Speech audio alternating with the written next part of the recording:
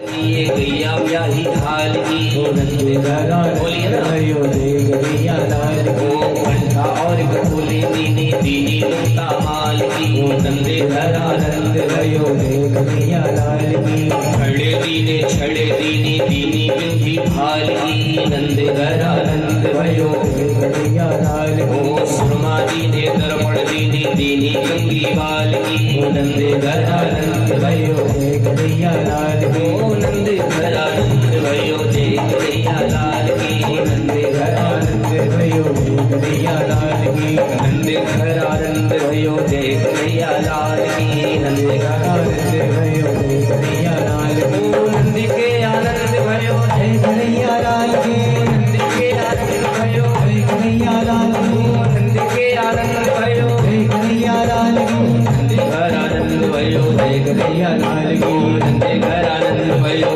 गैया लाल की ओ नंदे घर आनंद भयो गैया लाल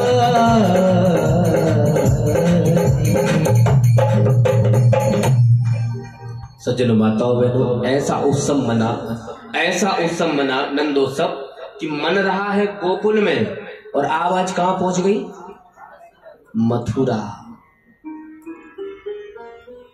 कंस के कान में आवाज पहुंची तो आपातकालीन मीटिंग इमरजेंसी मीटिंग सक्टासुर बकासुर अघासुर ब्रह्मासुर। अच्छा ऐसा नहीं है कि मंत्री हाँ आप लोग आजकल ही बनती हो, पहले भी रहते थे मंत्री संतरी ये डिपार्टमेंट। एक मंत्री इनके डिपार्टमेंट थी लेडीज, पूतना नाम था पूतना। बोलो ना भागवत भगवान की।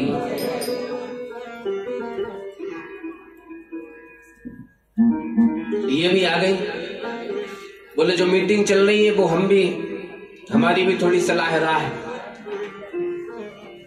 सज्जनों माताओं बहनों,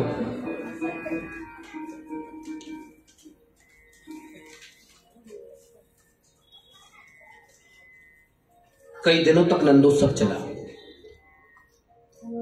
हजारों जा रहे हैं तो लाखों आ रहे हैं, लाखों जा रहे हैं तो करोड़ों आ रहे हैं। ब्रज का प्रत्येक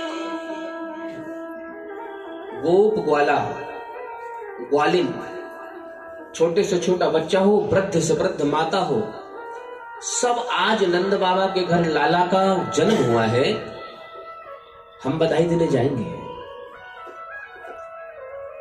95 वर्ष की मैया जाकी 10 वर्ष की उम्र में शादी हो गई थी, वो 85 वर्ष पूर्व को शादी को जोड़ा निकाली, आज सज रही।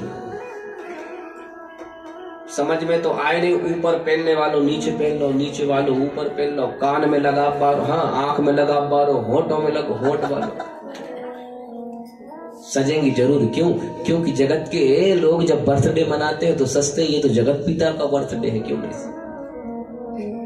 ऐसा उत्साह है, ऐसे उत्साह के साथ भगवान का जन्मोत्सव सब ब्रजवासी मना रहे हैं।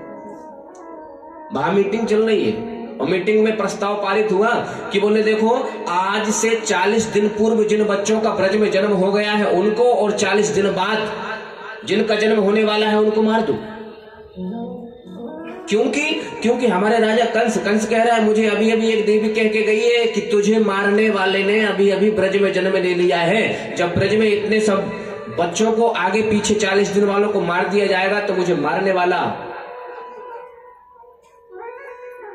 काल ही नहीं रहेगा, ना रहेगा बांस तो कहां बजेगी बांसुरी। उतना कहने लगी कि हम भी जाएंगे, हिस्सा बांट लिए सबने कि हमारा काम इधर प्रचार प्रसार का, हमारा काम इधर का, हमारा काम इधर का। पूतना बोली मैं भी गोकुल तरफ चली जाऊंगी।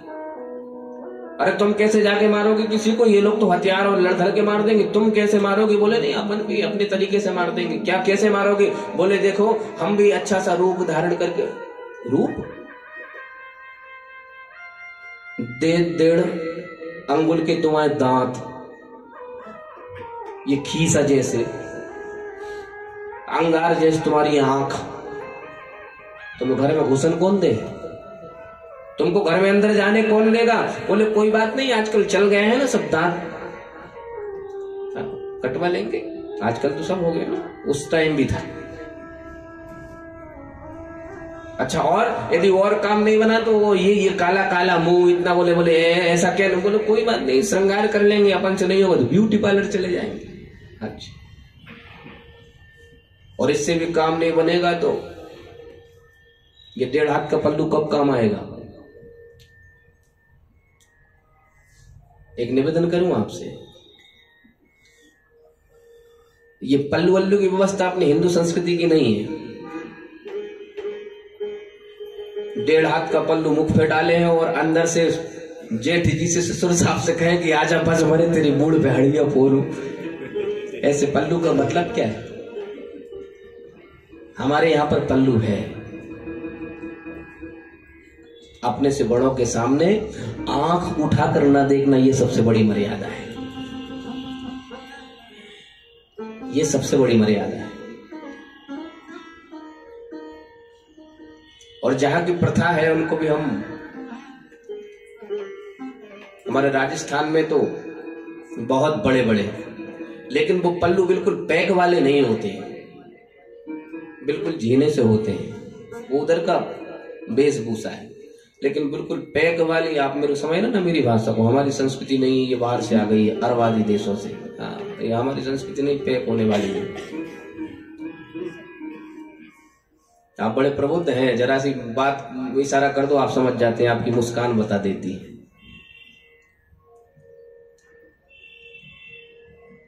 क्या सुंदर रूप धारण किया है पूतना चल दी गोकुल नंद भवन की ओर, मानो श्रीदेवी आ रही है। उल्टा मत समझना आप, श्रीदेवी और कहीं मत समझना, श्री यानी लक्ष्मी होती है। प्रेम से बोलो ना, भागवत भगवान की। हम आलतू फालतू श्री देवी की बात नहीं कर रहे, ऐसी त्रिवेदी तो टप में डूब के मरे।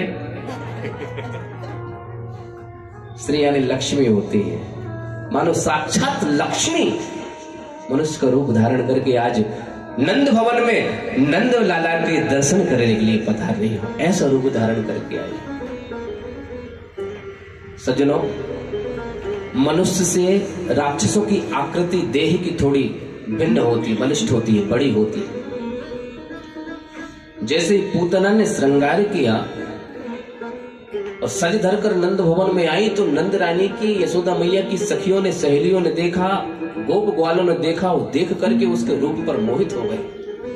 आपस में बात करने लगी, ये कौन? तो दूसरा जवाब देने लगा, अरे कौन क्या, मैया, कोई मैया की बचपन की सहेली होगी, नंद बाबा के कोई रिश्तेदार होगी। सब लोग उसके रूप को देखे जावे, उसकी चाल को देखे जावे और स्वतः अपने आप रास्ता देते चले जा रहे। किसी ने रोका नहीं, किसी ने टोका नहीं, इतना ऐसा माया का रूप बनाया है पूतना ने। चलते जा रही है और जैसे नंद भवन में प्रवेश किया कि मैया सामने मिल गई, और जैसे ही मैया सामने मिली तो मैया ने करबद्ध हो प्रार्थना करी, मैया को हाँ जय सिया राम करी। जब राम राम हुई तो मैया पहचानी नहीं और ये पूछ रही मैया से, यशोदा आपने हमको पहचाना नहीं। अब कोई हमारे घर आ जाए, कोई अच्छा खासा आदमी, देखने भी आतंकवादी ना लगे, तो एकदम से तो बिल्कुल मना नहीं करेंगे, ये सज्जनता है ना, ये व्यवहार है। एकदम से थोड़ी कह देंगे कि कहां से आ गए, कौन हो, न जान न पहचान। तो मैया कहने लगी, नहीं ऐसी कोई बात नहीं है, ये बहुत दिन से लाला का उत्सव चल रहा है ना, थोड़ा कार्य का भार अधिक है, इसलिए थोड़ा सा क्षमा करिए। वैसे आप पर, अरे पधारी कहां से ब्राह्मणी हूं, तुम्हारे लाला को आशीर्वाद, सोचा सब जा रहे हैं तो मैं भी आशीर्वाद देने चली आई। मैया ने कहा कि होगी कोई ब्राह्मणी आशीर्वाद देने चली आई होंगी, तो मैया ने भाई से कह दिया, देखो देखो वो वाला वो कक्ष है ना, उसमें लाला लेटा हुआ है, अभी अभी सुला के आई हूं, तुम दूर से ही उसको आशीर्वाद देकर, मैं जरा लोग बाग इतने सारे आ रहे हैं ना घर में मेहमान, सबकी आवभगत देख लूं, कोई छूट न जाए। मैया तो चली गई सबके स्वागत वेलकम करने के लिए। ये श्रीदेवी जी चली गई ठाकुर जी के पालने की ओर। वो कमरा में पड़े हुए, जिस कक्ष में ठाकुर जी हैं उस कक्ष में पूतना ने प्रवेश कर लिया। और जैसे ही पूतना ठाकुर जी के कक्ष के अंदर प्रवेश हुई, पालने के पास पहुंची है। सज्जनों, माताओं बहनों, पल्ले में जैसे ही ठाकुर जी ऊपर नजर करके लेटे हुए थे, मैया सुला के गई थी, लेकिन इसका आने का संकेत ठाकुर तो ठाकुर है मिल गया था। पालने के पास जाकर के अपने स्तनों में कालकूट नामक जहर लगाकर आई थी।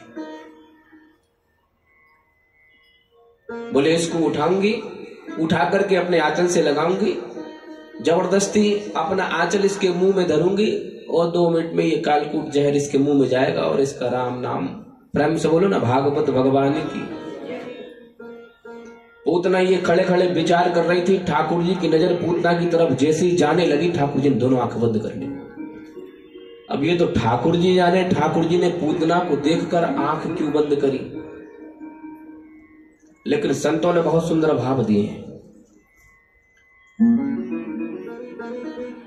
एक संत कहते हैं कि शायद ठाकुर जी ने इसलिए आंख बंद करी कि जब भी कोई कार्य प्रारंभ करने के लिए जाएं तो सबसे पहले अपने इष्ट का स्मरण करते हुए मंगलाचरण कर लेना चाहिए। मंगलाचरण, मंगल आचरण, सबसे पहले अपने इष्ट का स्मरण करना चाहिए। आंख बंद करके अपने हृदयस्थ उस ठाकुर से कार्य की सफलता निर्विघ्नता से पूरी हो, इसलिए अपने इष्ट का स्मरण करें। तो एक संत कह रहे हैं ठाकुर जी ने इसलिए अपना इष्ट का स्मरण यानी मंगलाचरण कर रहे हैं। दूसरे संत कहने लगे हाँ ठीक तो है, लेकिन हमारी समझ से भगवान भोलेनाथ का स्मरण कर रहे हैं आंख बंद करके। क्यों? बोले भोलेनाथ देखो हम तो माखन मिश्री खाने आए हैं ब्रज में, अभी माखन मिश्री गई नहीं और ये मौसी जी जहर पिलाने आ गई। अब समुद्र मंथन में जितना सारा जहर निकला था वो सारा की सारा आप पी गए, कुछ बूंद टपक गई थी उसके, ये बिच्छू है, ये सर्प है और इधर इधर ये थोड़ा सा उसमें इनको मिल गया है। अपने को तो माखन मिश्री खाने की आदत है, जहर वहर तो आप पीते हो। बोले बाबा जल्दी जल्दी आ जाओ, जब हम स्तन पान करेंगे तो जहर जहर आपका, हाँ कालकूट जहर आपका और दुग्ध दुग्ध हमारा, इसलिए आंखें बंद करके ठाकुर जी भोले बाबा का स्मरण कर रहे हैं। अथवा तीसरे संत, तीसरे विद्वान कहते हैं हाँ लेकिन एक बात और हो सकती है। देखो भगवान की दाहिनी नेत्र में सूर्यलोक, भगवान के बाएं नेत्र में चंद्रलोक, तो भगवान ने अपने दोनों नेत्र यानी सूर्य नारायण ने और चंद्र नारायण ने अपने लोकों के भगवान के नेत्रों के माध्यम से मुख्य द्वार गेट बंद कर दिए। बोले जब आप इस पर कृपा करोगे, इसको मारोगे तो जो तुम्हारे हाथ से मरेगा वो तरोगा जरूर। इसको कहीं के लोक में भेज दो, लेकिन ये दुष्टा है, ये राक्षसी है, बच्चों की हत्या करके उनका खून पी जाती है, ऐसी दुष्टा को हम अपने लोक में नहीं घुसने देंगे। इसलिए भगवान ने नेत्र बंद करिए। मान लो कि चंद्रमा ने और सूर्य नारायण ने अपने लोक के गेट बंद कर लिए। अथवा भगवान कह रहे हैं कि ये सज धज कर आई है, इसका श्रृंगार, इसका रूप ऐसा नहीं है, ये माया से अपना रूप बदल कर आई, मतलब मायावती है, मायावती। और हमको संसार के लोग मायापति कहते हैं, मायापति। और मायापति के साथ सामने मायावती की एक नहीं चलना। कहीं हमारी दृष्टि इसके ऊपर पड़ गई तो इसका जो वास्तविक रूप है वो प्रकट हो जाएगा, और जब इसका वास्तविक रूप प्रकट हो जाएगा तो ये दौड़ेगी। भोले भाले ब्रजवासी इसको देखेंगे, देख करके घबरा जाएंगे। और यहाँ तो हजारों लाखों लोगों की भीड़ है, घबराए गए तो भगदड़ मच जाएगी, तो न जाने कितने भोले भालों का अंग भंग हो जाएंगे। इसलिए ठाकुर जी ने अपने नेत्र बंद कर लिए। अथवा ठाकुर जी ने इसलिए नेत्र बंद किए कि 24 अवतारों में मनुष्य के सबसे पास, सबसे करीब कोई अवतार है तो केवल 2 अवतार, एक राम अवतार और दूसरा कृष्ण अवतार। और इसमें काम का प्रारंभ यदि करना पड़ रहा है तो लेडीज फर्स्ट आ रही है। स्त्री तो अवध्या है, लेकिन ये राक्षसी है, मारना तो जरूर पड़ेगा। राम अवतार में भी भगवान ने सबसे पहले ताड़का का संहार किया था। ताड़का का संहार किया था, एक ही बाण प्राण हर लीना, दीन जान ते निज पद दीना। लोगों ने कहा भगवान ने एक बाण में ताड़का को मार दिया था, बोलो तो ठीक, लेकिन दीन जान तही निज पद, अपना पद कैसे दे दिया? निज पद। तो विद्वान कहते हैं अनंतर परांतर कथा आती है, बात की रामायण कहती है, जब भगवान ने ताड़का को मारा, ताड़का मरी, उसका संस्कार हो गया, जिस स्थान पर मरी थी उस स्थान पर उसकी राख उसके शरीर की देह के माध्यम से एक वृक्ष प्रकट हो गया। जब वृक्ष प्रकट हुआ कुछ समय उपरांत तो वृद्धि को प्राप्त हो गया, तब तक इधर भगवान का विवाह आदि होकर के भगवान को वनवास हो गया। जैसे ही भगवान को वनवास हुआ तो भगवान नंगे पैर वनवास चल दिए।